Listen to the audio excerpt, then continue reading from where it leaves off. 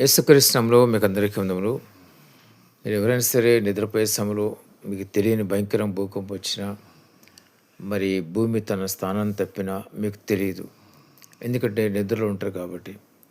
తెలుసుకోవాల్సిన విషయం ఏంటంటే భూమి తన స్థానం ఎప్పుడైనా తప్పవచ్చు. భూమి ఎప్పుడైనా తన స్థానం తప్పి మరి సూర్యునికి దూరం అయిపోయి, మరి సూర్యుడు కనబడక గాఢాంధకారమైపోయి, ఆ తర్వాత మీరు ఇంకా నిద్ర లేస్తారు. ఇంకా తెల్లలేదు అనుకుంటారు. మళ్ళా నిద్రపోతారు, నిద్ర లేస్తారు. ఇంకా తెల్లారలేదంట అనుకుంటారు. ఆ తర్వాత మీకు అర్థం కాదు. ఒక గొప్ప కన్ఫ్యూజన్ ఏర్పడుతుంది. కాబట్టి ముందుగానే ఆత్మలో సిద్ధంగా ఉండండి. పరిశుద్ధంగా ఉండండి. పరిశుద్ధంగా పవిత్రంగా జీవిస్తే పరిశుద్ధ పట్టణానికి చేరుకుంటారు. అన్నిటికంటే ముఖ్యంగా మరి మీ యొక్క మనసును సిద్ధపరచుకోండి. లేకపోతే మీరు గొప్ప షాక్ తిని మీరు చాలా భయంకరమైన పరిస్థితికి వెళ్ళిపోతారు. కాబట్టి ఈ శ్రమ దినం రాబోతుంది. ఆ శ్రమ దినమున ఇది జరుగుతుంది. గాఢాంధకారం అయిపోతుంది. ఆ శ్రమ దినం అనేది సైంటిస్టులకు తెలియదు.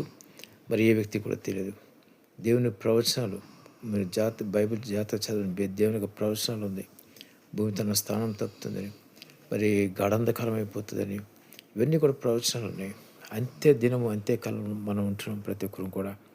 మరి ప్రతి ఒక్కరు కూడా ఆత్మల సిద్ధంగా ఉంటే ఒకరు చనిపోతే దేవుని దగ్గరికి మీరు వెళ్తారు. ఆత్మల సిద్ధంగా లేకపోతే నరకానికి వెళ్ళిపోతారు.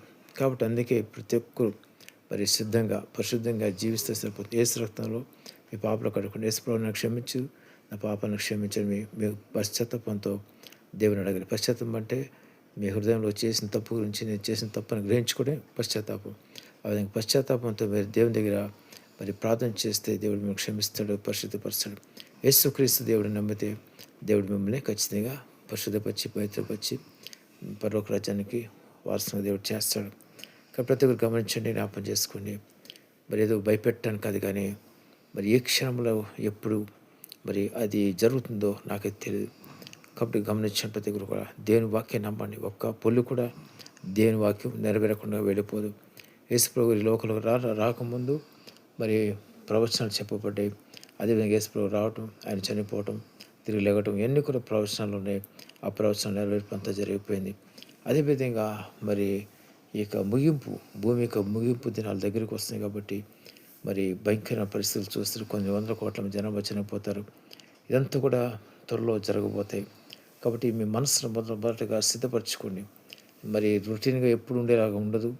మరి ఇంక గాఢాంధకారం అయిపోతుంది. చాలా భయంకరమైన పరిస్థితులు వస్తాయి. కాబట్టి పరిశుద్ధులుగా పవిత్రులుగా జీవించి దేవుని రాకడ సమయంలో ఎత్తబడే